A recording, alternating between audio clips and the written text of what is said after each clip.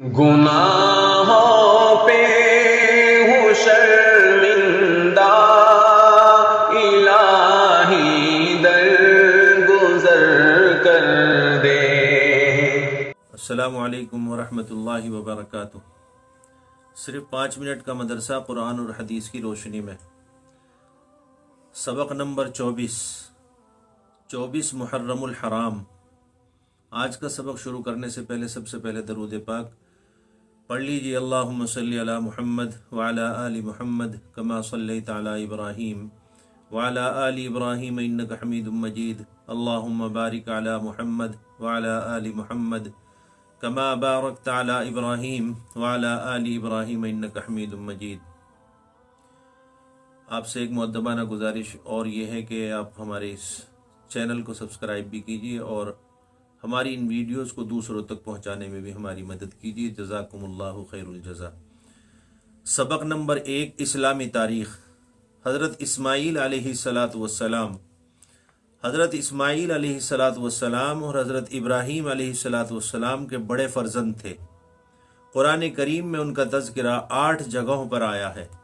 حضور اکرم صلی اللہ علیہ وسلم اور عرب کے مشہور اور باعزت خاندان قریش کا تعلق بھی انہی کی نسل سے ہے۔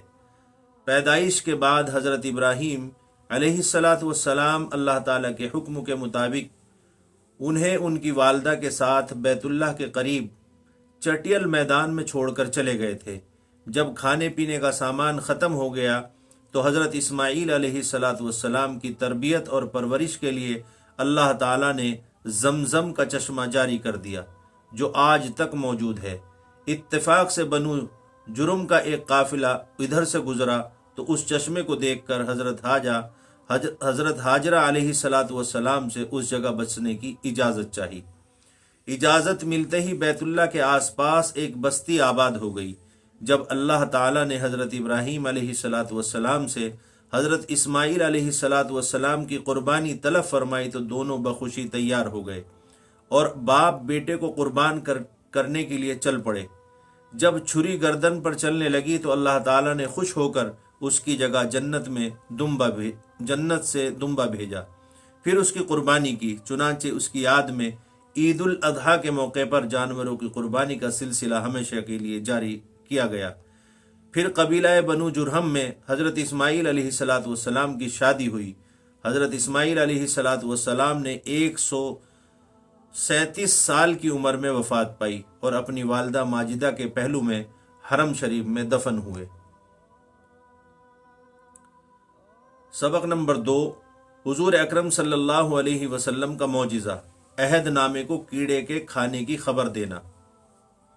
جس وقت کفار قریش نے آپ صلی اللہ علیہ وسلم اور آپ صلی اللہ علیہ وسلم کے اصحاب رضی اللہ عنہم کا بائیکاٹ کر دیا تھا تو آپ صلی اللہ علیہ وسلم نے اس عہد نامے کے متعلق جس میں بائیکاٹ کی دفعات لکھی گئی تھی یہ خبر دی کہ اسے کیڑوں نے کھا لیا ہے اور اس میں صرف اللہ کے نام کو باقی چھوڑا ہے۔ لہٰذا یہ سن کر ابو طالب نے کفار قریش کو بطور چیلنج کے کہا، اگر میرے بھتیجے کی یہ بات غلط ہے تو میں ان کو تمہارے حوالے کر دوں گا۔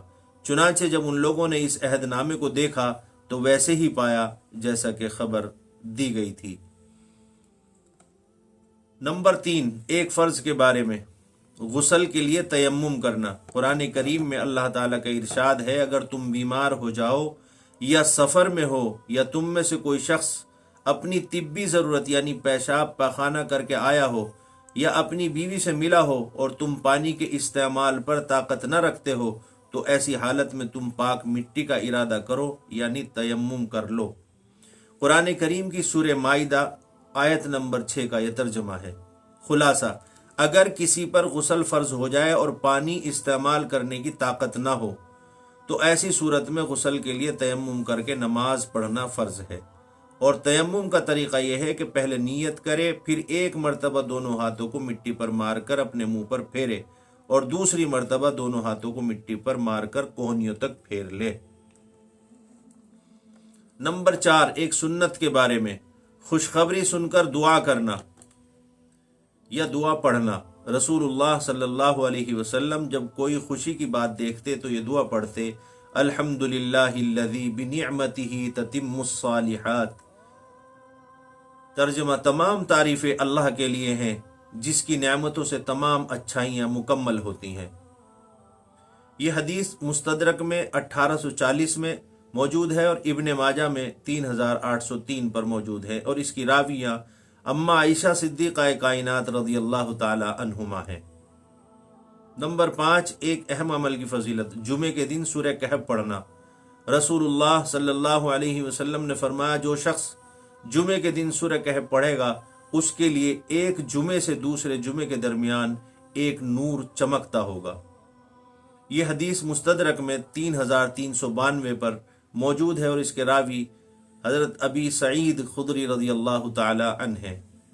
نمبر 6، گناہ کے بارے میں اللہ کی آیتوں کو نہ ماننا۔ قرآن میں اللہ تعالیٰ کا ارشاد ہے، ہر اس جھوٹے گناہ گار کے لیے بڑی تباہی ہوگی جو اللہ کی آیتوں کو سنتا ہے جب وہ اس کے سامنے پڑھی جاتی ہیں، پھر بھی وہ تکبر کرتا ہو اور اپنے کفر پر اسی طرح اڑا رہتا ہو گویا اس نے ان آیتوں کو سنا ہی نہیں، تو آپ ایسے شخص کو دردناک عذاب کی خبر سنا دیجیے۔ قرآن کریم کی سورہ جاسیہ آیت نمبر 7 اور 8 کا یہ ترجمہ ہے۔ نمبر 7، دنیا کے بارے میں، جو کچھ خرچ کرنا ہے دنیا ہی میں کر لو۔ قرآن کریم میں اللہ تعالیٰ فرماتا ہے، ہم نے تم کو جو کچھ دیا ہے اس میں سے خرچ کرو، اس سے پہلے کہ تم میں سے کسی کو موت آ جائے، اور پھر موت کو دیکھ کر کہنے لگے، اے میرے رب، تو نے مجھ کو اور تھوڑے دنوں کی مہلت کیوں نہ دی تاکہ خوب خرچ کر کے نیک لوگوں میں شامل ہو جاتا۔ قرآن کریم کی سورہ منافقون آیت نمبر 10 کا یہ ترجمہ ہے۔ نمبر 8، آخرت کے بارے میں، جہنم کو قید کر کے پیش کیا جائے گا۔